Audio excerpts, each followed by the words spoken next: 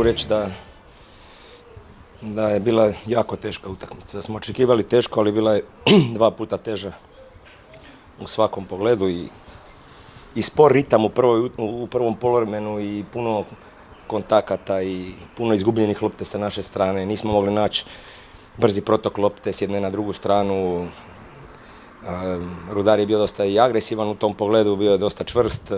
Tražili smo neku našu šansu koja nije mogla se stvoriti u prvom poluvremenu. U drugom poluvremenu napravili smo neke zamjene koje su dali svoje plodove i našli smo u brzim tranzicijama poslije osvojene lopte dosta prostora i ta 2 igrača su nam donijeli dosta svježine u fazi napada i reakcija ekipe u cijelomu je zadovoljavajuća, ali ova utakmica je već prošlost i jednostavno moramo se usmjeriti na Domžale koje je već u subotu i nema mjesta ni nekakvoj euforiji, ni radosti, jednostavno zaboraviti utakmicu i ići dalje.